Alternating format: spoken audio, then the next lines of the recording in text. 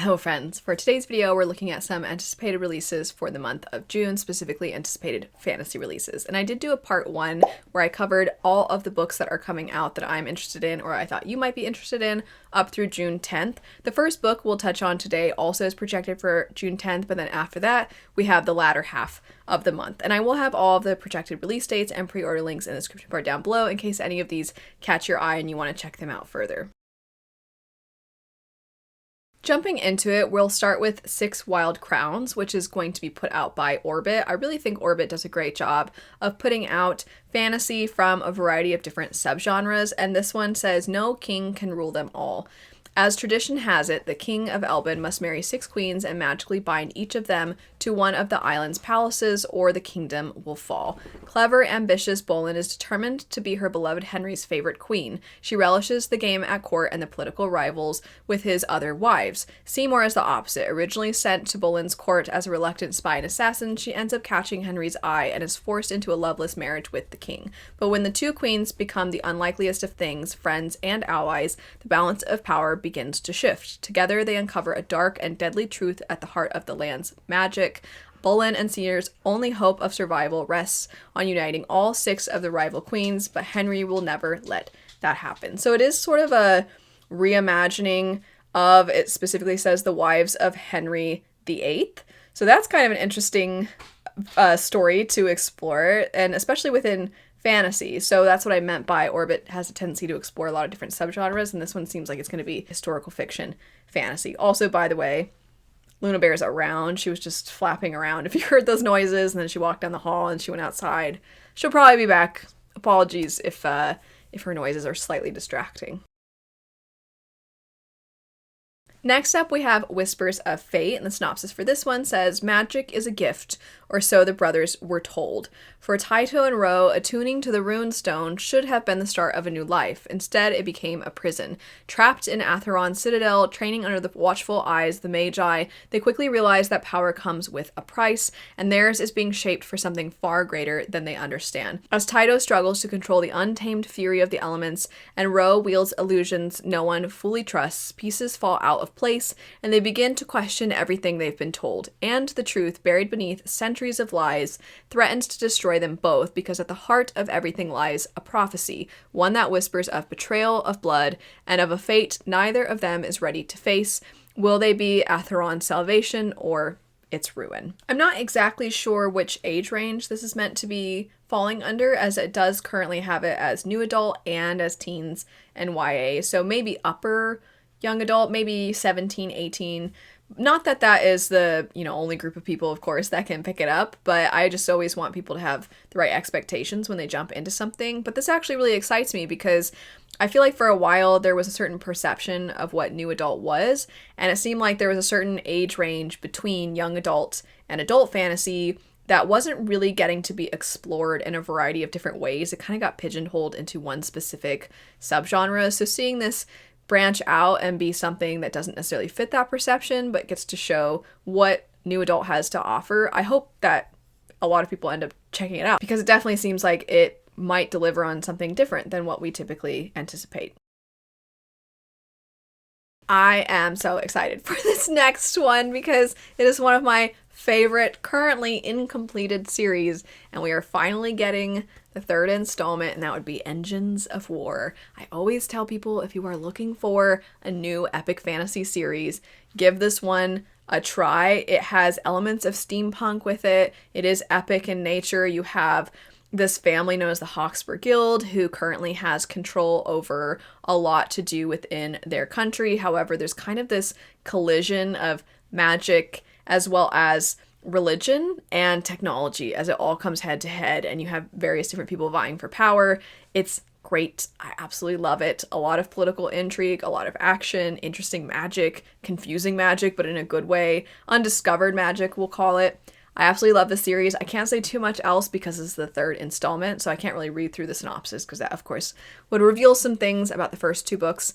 If you are somebody who likes audiobooks, I do want to note that there are 5 perspectives in the first book. You actually get additional perspectives in the second book, and every perspective has its own narrator, and all the narrators are fantastic. So also, not only is it, in my opinion, a great epic fantasy series, but the audiobook production is also fantastic. I am tempted to reread the first 2 books in this series and maybe do a read along, but there's also another part of me that's like, does anybody care?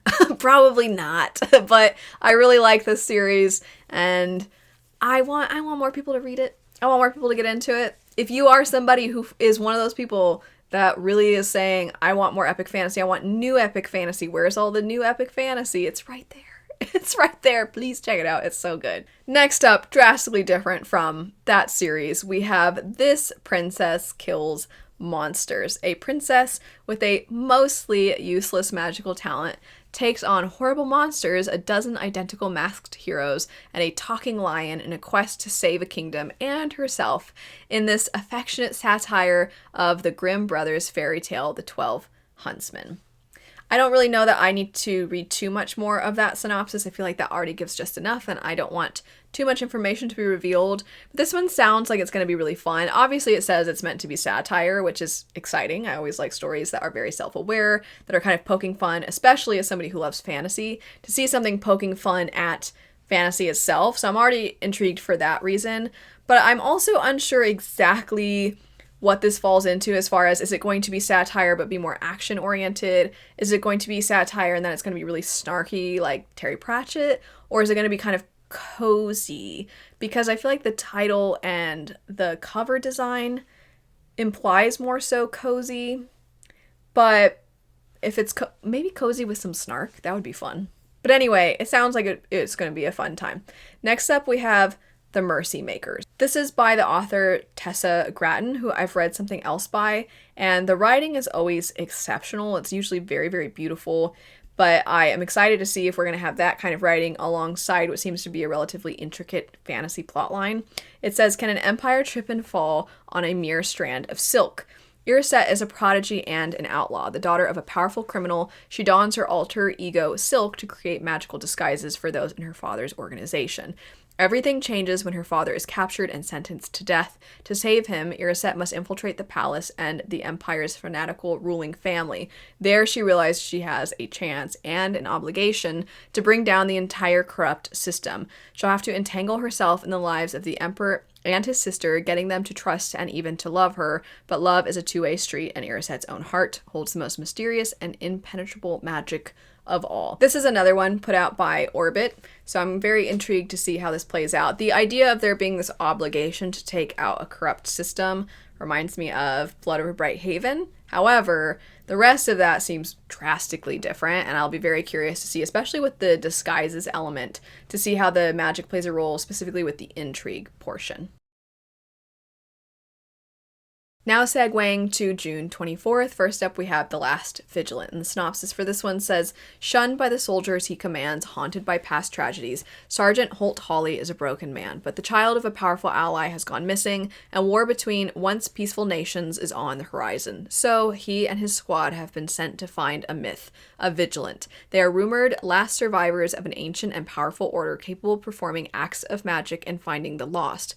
But the vigilance disappeared decades ago. No one truly expects Hawley to succeed. When he is forced to abandon his men, he stumbles upon a woman who claims to be the last vigilant. Anelda Drake is wizened and out of practice, and she seems a far cry from the heroes of legend. But they will need her powers and each other to survive, for nothing in the town of Scarfell is as it seems. Corrupt soldiers and calculating politicians thwart their efforts at every turn. And there are dark whispers on the wind threatening the arrival of an ancient and powerful enemy. The Last Vigilant is not the only myth returning from the dead.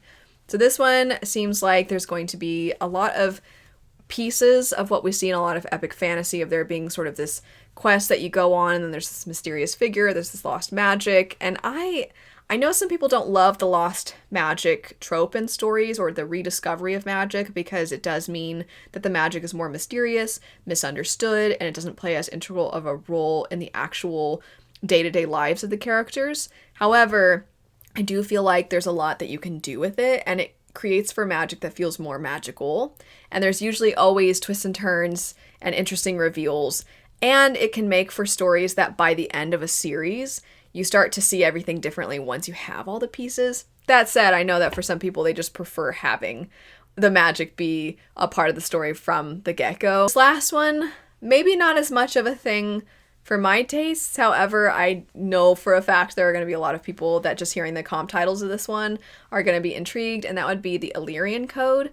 It specifically says, Fourth Wing meets the Atlas Six in this epic fantasy set, an elite university where 4 students test their mettle to become part of an elite order of dragon riders. Any youth may apply to Esham University and gain the chance to join an elite order of dragon-riding, magic-wielding peacekeepers. Jaden, a privileged and reckless prince, looks forward only to the brief escape from his father's political machinations that his studies offer. Christina, a princess from a rival house, believes the order is the greatest force for good the world knows and can imagine no higher honor. Jen hates nobles and relishes the opportunity to compete as their equal. Dyer, who is smitten with Jen, roommates with Jaden, and sworn to Christina's house, finds himself increasingly torn between the other 3 as they train, study, and jockey for positions among their peers. But as evidence of the Order's corruption begins to emerge, the students will have to re-examine their assumptions about themselves, each other, and the role they hope to play in the Order's future if they aren't expelled first. I think that the synopsis sounds like a lot of fun. I like that you have these 3 characters, and then the 4th one is somehow connected to all of them and doesn't really know who to ally with, because it's kind of like they're the wild card. So I do think that the synopsis sounds great, but the comp titles are actually interesting. While I think that they're going to intrigue a lot of other people, they are the thing that are keeping me from knowing if this is really something that's going to appeal to me. Fourth Wing's concept I like. It's writing and it's world building that I don't care for as much. But if you can take aspects that I didn't mind from Fourth Wing and apply them here, and then tweak the things that I didn't like as much, then maybe there's a chance that I would really like this one. I don't know. But I'm going to keep my eye on it and see what I think of it. Seems like it could be a lot of fun, and I am a sucker for dragons, so anything to do with that usually has my interest peaked automatically. That's it for part 2 of some anticipated June releases. I will have part 1 linked down below, as well as all of these for pre-order links and projected release dates. Thanks so much for watching though. I hope you have a great rest of your day, and I'll see you later. Bye.